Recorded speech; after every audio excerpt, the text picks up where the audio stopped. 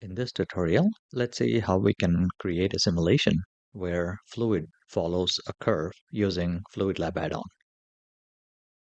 So here's a scene setup where we have a spiral curve, and this is created using curve spirals. And here we have a sphere. Now let's start working on the simulation. Let's select the sphere and let's add new group. And here let's select inflow. Click OK. Let's add emitter. Let's take a look with the default settings. That's the sphere emitting fluid particles. Let's head to emission and let's reduce the size to 0.02. Much better. And let's reduce the gravity to 0. So let's head to physics and let's get the gravity to 0. Take a look. There we go. Cool. Now let's select the curve and let's head to forces and let's add a group and let's name this as spiral force. Let's click OK. And let's add a force. And let's select custom. The custom option allows us to use the curve as the force direction. Let's click OK. And let's go to settings. And here, let's change the type to force. And let's change the shape to curve. And let's give it a strength of -3.5. And let's give it a flow of 0.3. And let's take a look. There we go. We can see the fluid particles following this curve.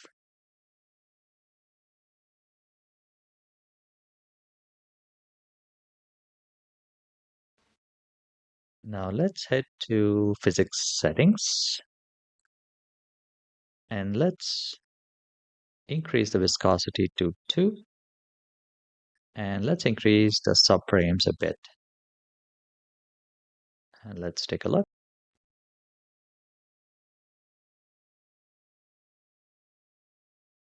There we go. Now the simulation is more stable. And we have the fluid particles almost perfectly following the curve.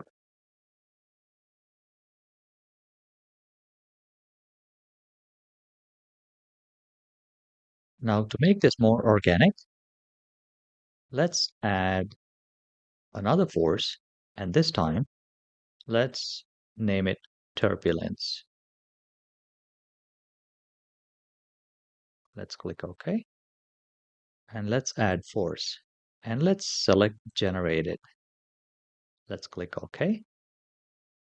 And here, let's increase the strength to something like 2.3. And let's increase the size to 0.36.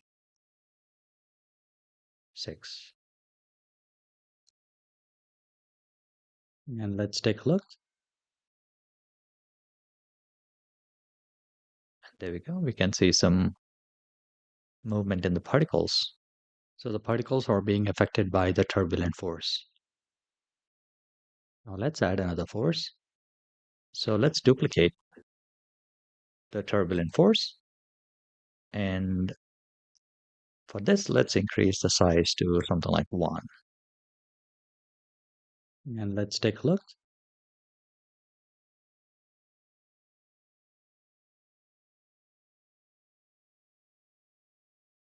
There we go. Now let's animate the turbulent forces. So let's select both of these forces. And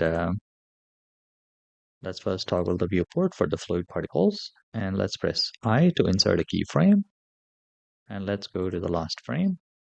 Let's press GZ and insert a keyframe. That's the animation of the forces. Now let's toggle the viewport for the fluid group and let's take a look. And there we go. Now we can see the turbulence affecting the fluid particles. That's how we can get more organic fluid flow.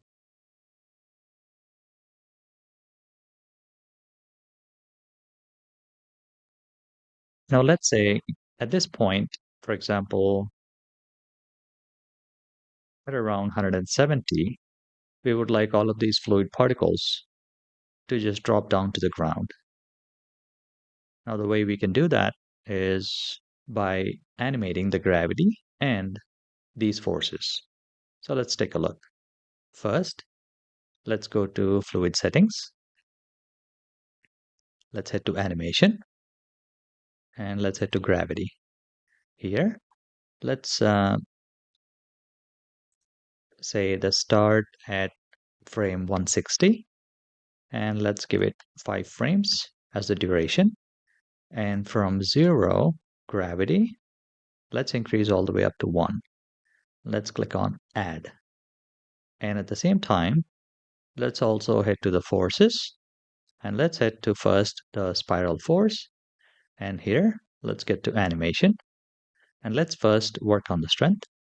And here, let's say at frame 160. And let's give it a duration of 5 frames. And let's take a look at the strength. The strength was negative 3.5.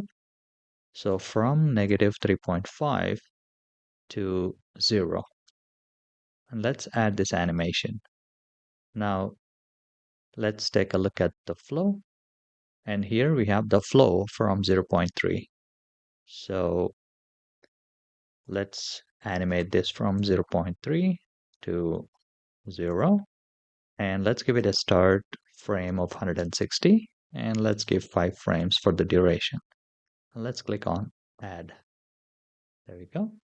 Now let's also do the same thing for the turbulence. Now let's head to Settings for the first force, which is force 02. And here, let's work on the strength. Let's decrease it from 2.3 to 0. And let's give it a start frame of 160 and then 5 frames. Let's click on Add. And let's take a look at the flow. Flow is 0, so no worries. Let's select the other force. And here, if we take a look at it, once we change the settings for the animation, it applies for the force group. So that's why both of these have been animated already. Cool. Now let's take a look. Let's refresh the cache and let's take a look.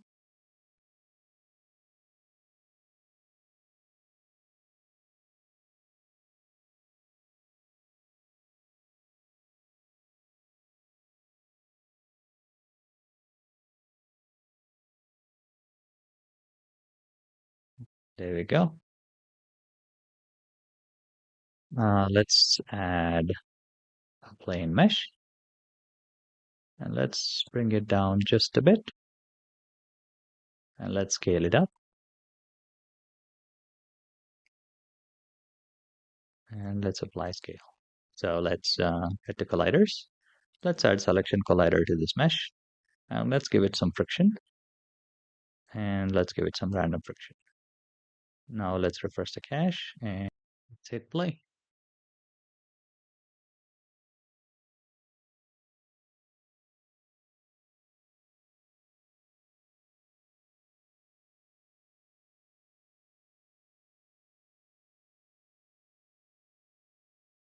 And there we go. That's what we were looking for.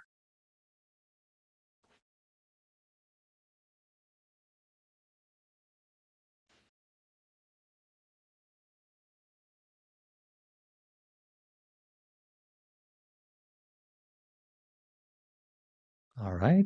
Now let's say we would like to change the simulation a bit.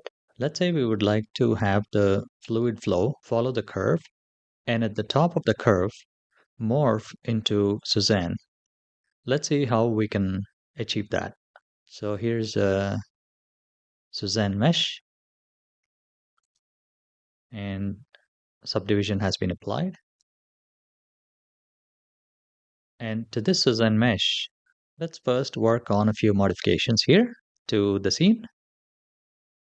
Let's first select this mesh, and let's remove the collider, and let's delete the mesh. And let's refresh the cache.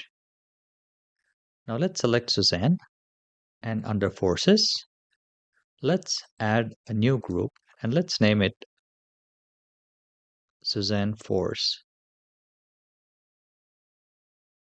And let's add a force. And here, let's select custom force, as we would like to add a surface kind of force. Under settings, let's change from turbulence to force, and from point to surface. And here, let's give it a strength of something like -4 and a flow of 0.2. Now, let's also check for a few other settings. Under fluid settings, we had gravity animated. So let's remove that so that there's no gravity now. And under forces, let's check spiral force. And under animation, let's remove both the flow and the strength animation. And under turbulence, let's remove the strength animation. Now let's take a look. So as we can see, that the fluid is directly pulled up to Suzanne, and this is because under settings, we don't have any max distance specified for fall off. So let's click on max distance, and let's give it something like 1.7. There we go. Now let's take a look. There we go. So the fluid is following the curve, and as soon as the influence starts, right here, it's pulled onto Suzanne.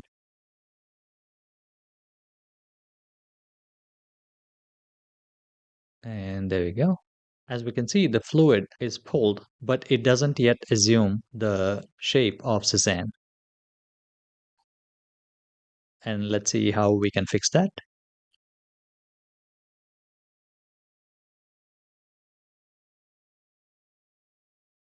So first, let's get to animation for the Suzanne force. And for the flow, let's increase the flow from 0.2 to 1 between frames, let's say between 100 and let's start at 170, and let's give it a 20 frame window. So somewhere over here. So let's start at 170, and let's give it a duration of 20 frames. And let's add keyframe. There we go. And we would like these particles to be on the surface. So let's give the Suzanne mesh some friction on the surface. And also the particles need to interact with this mesh. So let's make it a collider as well. So let's head to colliders. And when the Suzanne mesh is selected, let's add selection collider. Let's increase the friction a bit. Now let's refresh the cache and run the simulation.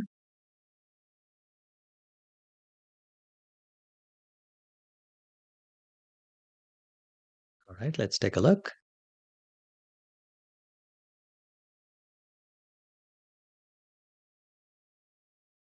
Here we can see that the force is not pulling the fluid particles onto Suzanne like we expected.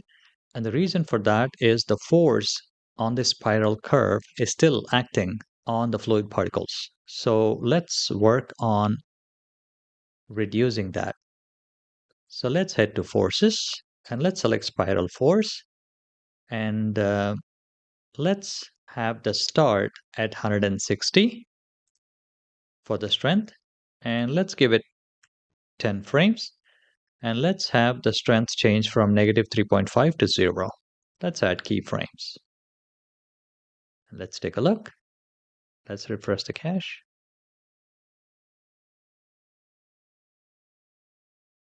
Looks good, but we need to increase the start frame. So let's say 190. Let's click remove and let's add.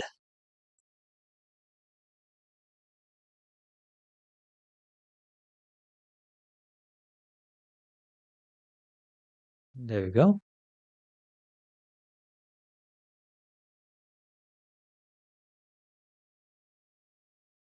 Looks good. Let's increase the frames to 275.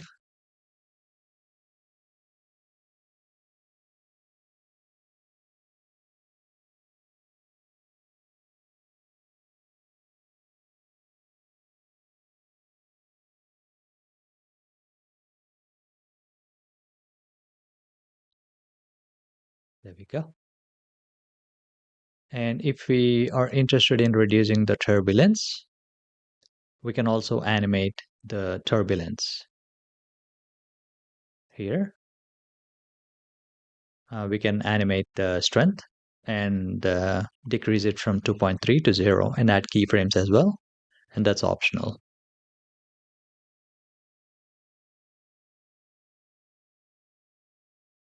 So that's how we can have a fluid follow a curve and morph into the shape of a mesh.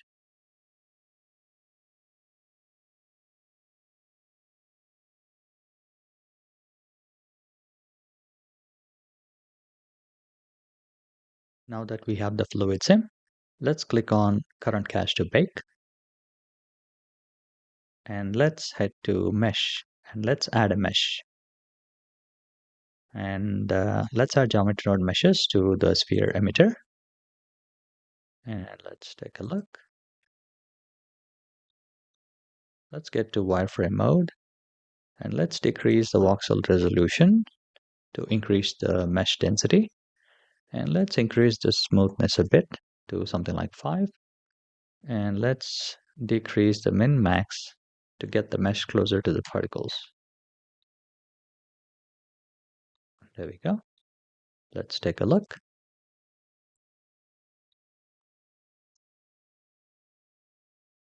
And let's hide the particles in the viewport.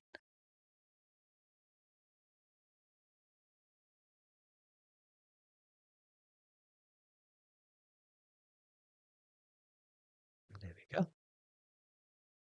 Cool. Now let's head to shading.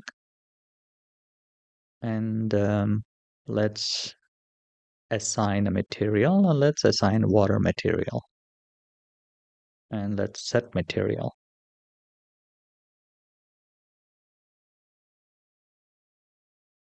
Now let's head to render properties and let's change to cycles, GPU. And let's decrease the sample count and turn on denoise. And let's take a look. Let's add a sky texture. We can add a nice HDRI depending on the scene. And let's first give it transparent. Let's reduce the exposure.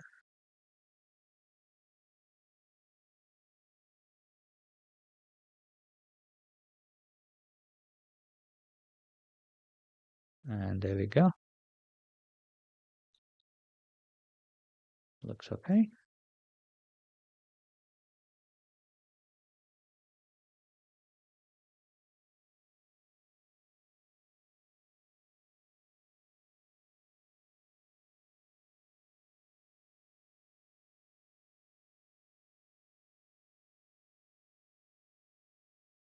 So that's the fluid simulation we were looking for.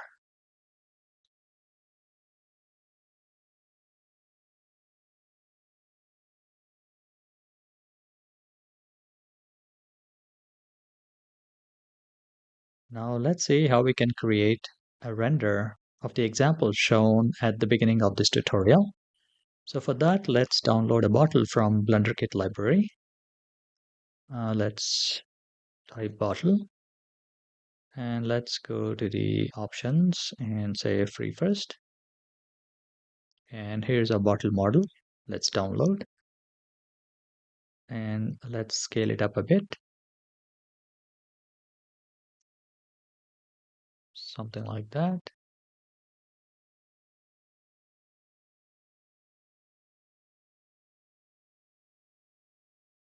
There we go.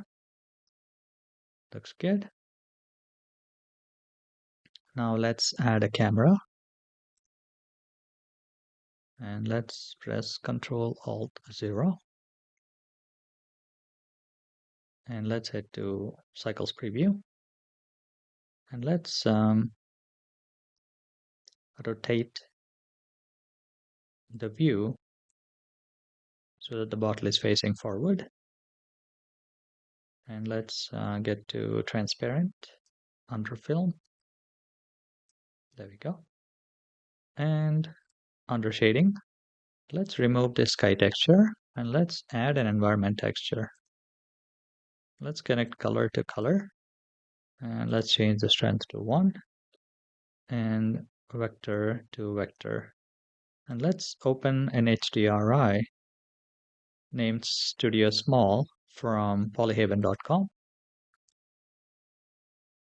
And there we go.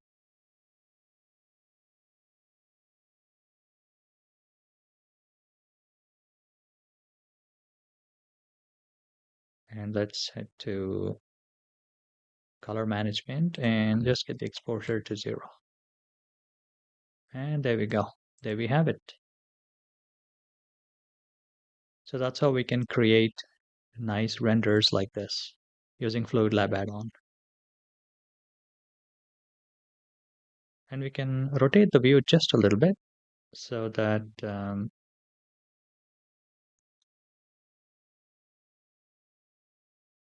there we go. We won't see the sphere emitter, and we can rotate the empty so that it's facing the direction of the camera. There we go.